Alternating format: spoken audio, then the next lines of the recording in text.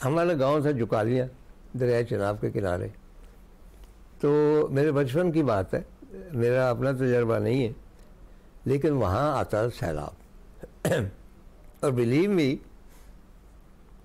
कि कई किसान जो हैं वो अपने कुएं के बाहर सोए हुए हैं रात को, या घर में सोए हुए हैं, सुबह किसी कहीं और पहुंची हुई चारपाई उनकी, ठीक है, इतना पानी होता था। और एक मतलब ऐसा भी हुआ कि मेरे वालिद साहब वो कुएं की गादी होती है जिसमें बैल उनको हाँकना जाता, छोटे थे, तो उन्होंने देखा कि फील किया कि उस गादी में कुछ है, खोला तो उसमें सबोलिए थे बहुत सारे। उन्होंने पनाह ली हुई थी सैलाब से, लेकिन उसके बाद कादराबाद बैराज बन गया, सैलाब से महफूज हो गया। लेकिन पुराने बुजुर्गों का ये कहना है कि वो जो सैलाब आता था, जिस तरह इस पूरे खित्ते की सरजमीन जरखेज़ होती थी, जो मिट्टी लेके आता था, वो अब नहीं आता, और अब हमें कीमियाई खादों पे इन्हिसार करना पड़ता है, और हमारी फसल उतनी नहीं होती और कीड़ा मकोड़ा भी ज़्यादा होता है। देखिए, पहले तो ज़राअत का पैटर्न ही डिफरेंट था ना, नहरें नहीं थी या बहुत कम थी, वो भी सैलाबी नहरें होती थी कि दरिया के अंदर से ही आप पानी लेके आ रहे हैं और उसी से एग्रीकल्चर कर रहे हैं। जहाँ तक खादों वगैरह, क्योंकि पानी में तो सिल्ट अभी भी आती है। देखिए, दरिया सिंध पे अगर तरबेला बन गया है तो काबुल पे तो कोई दरिया पे तो कोई बराज नहीं, कोई डैम नहीं बना हुआ ना, तो वहाँ से पानी अनइंटरप्टेड आ रहा है। हमारे जो झेलम है या चिनाब है या ये जो बाकी रिवर हैं, इसमें ऊपर डैम बने हुए हैं, लेकिन नीचे 400-500 किलोमीटर में जो आ रहा है तो वहाँ से भी ये मिट्टी लाता है। क्योंकि पानी की एक खासियत ये भी है कि पानी ने एक ख़ास मकदार में मिट्टी अपने अंदर रखनी होती है, इसके बगैर पानी नहीं चल सकता। तो अगर आप पानी को बहुत ज़्यादा साफ़ भी कर दें तो ये दरिया के रास्ते से मिट्टी उठा लेता है और उखाड़ देता है। लेकिन ये जो खादों वाला सिलसिला है, ये इसमें कमर्शलिज्म भी बहुत अच्छा, चलिए वो हम खादों को छोड़ रहे, आप ये बताएं कि हमें करना क्या चाहिए सैलाब को रोकने के लिए। नहीं, ये जो मतलब है कि साथ में कुदरती आफात भी है ना, क्लाइमेट चेंज भी है जी, इसको कैसे हम फाइट कर सकते हैं कि आइंदा इतनी शिद्दत ना आए, या हम प्रिपेयर्ड हों। देखिए ना, हम तो प्रिपेयर्ड ही नहीं थे जी। कोई ना कोई अमली इकदाम तो करने होते हैं ना। मतलब आज ही मैं पढ़ रहा था अखबार में कि हुकूमत ने इसको माहौलियाती क्या क्राइसिस करार दे दिया। ठीक है जी, करार दे दिया, लेकिन अब होगा क्या? देखिए, आइंदा के लिए दो किस्म के सलूशन करने होंगे। एक तो आप गौर कर लें कि जब भी इंसान ने तरक्की की बहुत सारी चीज़ें, तो अल्टीमेटली उसको होता है कि इसमें तो नुकसान बहुत ज़्यादा, और बैक टू नेचर, कि हमने बैक टू नेचर वापस जाना है।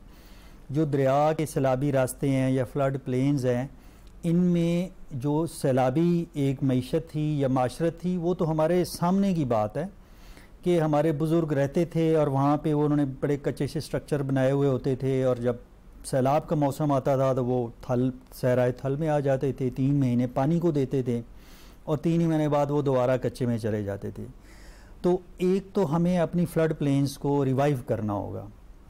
अब उसमें ये नहीं कि सिर्फ लोग कर सकती हैं। देखिए, वहाँ पे गवर्नमेंट की सड़कें भी बनी हुई हैं, वहाँ पे स्कूल्स भी बने हुए हैं, आबादियाँ, बस्तियाँ, बहुत सारे इदारे हैं जो दरिया के फ्लड प्लेन है, इनमें ये मार्क्ड है, और ये बाकायदा गवर्नमेंट की प्रॉपर्टी हैं। एक्ट, जो रिवर एक्ट है, उसमें ये गवर्नमेंट का माल है।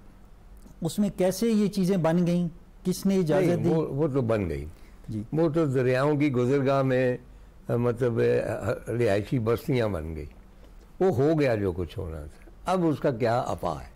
उसका हल सर यही है कि हमें जोनिंग करके, ज़मीन की जो हमारी लैंड जोनिंग है, जोनिंग करके फ्लड प्लेन्स को मुख्तस कर देना होगा कि इसमें अब इस किस्म का कोई काम नहीं हो सकता, और आहिस्ता आहिस्ता रिवाइव करना होगा। ये जो चीज़ें हो चुकी हैं उनको आहिस्ता आहिस्ता ख़त्म करके रिट्रीट करना होगा हमें, और उनको वापस उनका वो जो माहौल है वो वापस देना होगा, जिस हद तक हम दे सकते हैं, जितने भी फ्लड प्लेन्स हैं हमारे। नंबर 2, जो जदीद टेक्नोलॉजी है, जदीद टेक्नोलॉजी की मदद से जो प्रिपरेशन की आप बात कर रहे हैं, तो ये भी आजकल बहुत, जो पानी का उतार चढ़ाव है, जो मौसम का उतार चढ़ाव है, जो दर्जा हरारत है, ये चीज़ें बहुत 4, 5, 6 महीने पहले पता चल जाती हैं।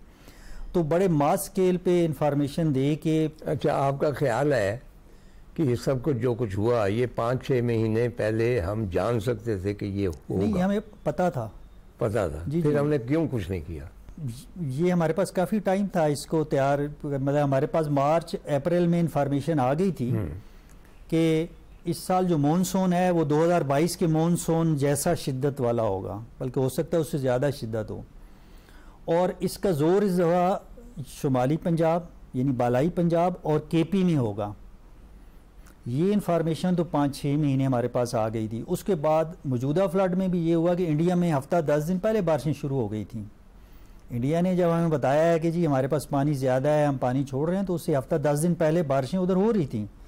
वो 10 दिन भी हम तैयारी अपनी कम कम रेस्क्यू रिस्पांस के लिए तो कुछ तैयारी कर सकते थे। अब जैसे देखिए पंजाब में सैलाब चल रहा है, सिंध वाले आवरली बेस पे अपडेट ले रहे हैं कि जी पानी कहाँ पहुँचा, क्या नोयत है, हमें क्या, और उसके मुताबिक अपने प्लान को अपडेट कर रहे हैं या रिवाइज कर रहे हैं, या वो एक तैयारी की हालत में है। ये असल में हमारे तरजीहात का फ़र्क है। जो तरजीह है वो इंसानी जान या अवाम जो है वो नहीं है।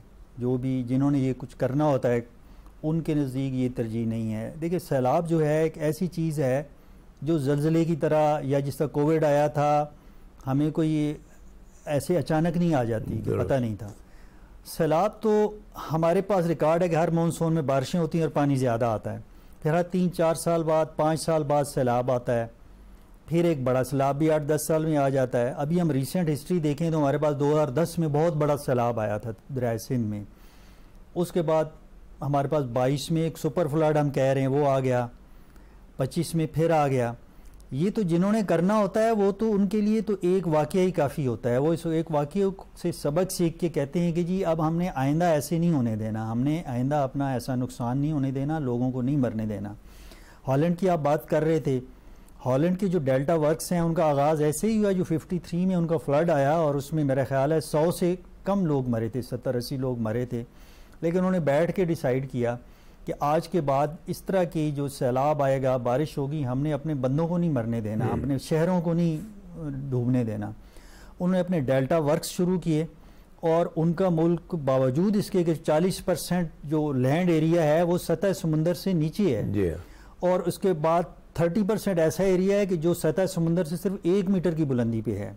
उनका एक इंटरनेशनल एयरपोर्ट है वो कोई कितने मीटर नीचे है सतह समुंदर से, लेकिन उन्होंने तो समुंदर के आगे बंद बांधे हुए हैं। बल्कि वो तो कहते भी यही है, नेदरलैंड का मतलब है निचली ज़मीन। तो वो कहते हैं जी God created the world, we created the Netherland. तो वो कौमें जो होती हैं उनके लिए एक काल और एक वो काफ़ी होती है। अब हम जो है हर 3-4 साल काल भी लेते हैं, हर 8वें-10वें साल एक बहुत बड़ी तबाही से भी गुजरते हैं। अब 22 के फ्लड में हमारे 30-40 अरब डॉलर का नुकसान हो गया था। अब उससे हमने क्या सीखा कि अभी तक तो 22 वाले जो फ्लड के डैमेजेस हैं वो भी हमारे रिकवर नहीं हो रहे थे। जो नहरें हैं जो तबाह हो गई वो उसी तरह पड़ी हुई थी, 3-3 सालों से किसानों की फसलें नहीं हुई, किसी को परवाह नहीं है। हालांकि हम एग्रीकल्चर कंट्री हैं। हमारी सबसे बड़ी नहर कच्ची कनाल है, बलूचिस्तान तक जाती है, पटफीडर कनाल है, चश्मा राइट बैंक इरीगेशन कनाल है, बहुत बड़ी बड़ी नहरें हैं, हज़ारों लाखों एकड़ इनके ऊपर ज़मीन है। वो ही रिवाइव नहीं हो सकी 22 के फ्लड के बाद से आज तक। तो प्रायोरिटी इससे हमारी जाहिर हो जाती है। अब होना तो ये चाहिए कि इनसे सबक सीख के हम कुछ अपनी तरजीहात तय करें, और इस फ्लड से भी अगर हम कुछ सीख सकते हैं, चलें पीछे जो हो गया वो तो एक हिस्ट्री है। इस फ्लड के बाद तो ये होना चाहिए कि सारे जो लोग हैं, ना सिर्फ इंजीनियर्स बल्कि डिसीजन मेकर्स, जो भी सोशल लोग हैं, आवाम के लोग हैं, बैठ के वो एक तय करें कि जी अब हमने आइंदा ऐसे नहीं होने देना। और वो कैसे नहीं होगा उसका पूरा एक प्लान बनाया जाए कि ये काम होंगे तो इंशाल्लाह आइंदा ऐसे नहीं होगा। और वो जो प्लान जिसे हम कहें कि जी पहले तो डैमेज असेसमेंट होगी, डैमेज असेसमेंट के बाद फ्लड प्रोटेक्शन प्लान बने। यहाँ तो अभी फ्लड आ रहे थे तो ऐलान हो गया कि हमने डैमेज असेसमेंट कर ली। वो जिनकी डैमेज हुई थी उन्होंने असेसमेंट कर ली है। वही तरजीहात की बात मैं यही बता रहा हूँ ना कि जो इवन अभी देखें रेस्क्यू रिस्पांस में 10 दिन नहीं, वो पुराना एक शेर है कि ये चमन यूं ही रहेगा और हज़ारों जानवर अपनी अपनी बोलियां बोल के उड़ जाएंगे। तो ये चमन यूं ही रहेगा जब तक ऑन ग्राउंड एक्शन नज़र नहीं आता। तो लगता तो यही है कि ये चमन ऐसे ही रहेगा, क्योंकि असल चीज़ तो आपके एक्शंस जो होते हैं ना उनसे पता चलता है आपने कुछ सीखा है और कुछ करने का मूड है या नहीं है।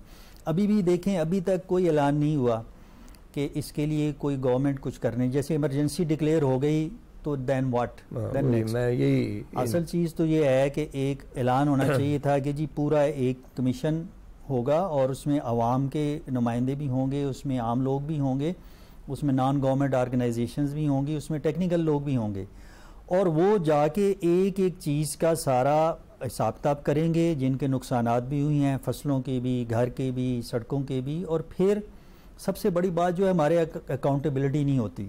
अच्छा, वो तो हर जगह नहीं होती। वो आपने हॉलैंड का तज़किरा किया ना, हॉलैंड के बहुत सारा एरिया ऐसा है जहाँ सिर्फ कुछ 10 फुट नीचे पानी है जी, और जब ज़्यादा बारिश होती है तो वो पानी बाकायदा उसमें से सिमना शुरू हो जाता है नीचे फर्श से।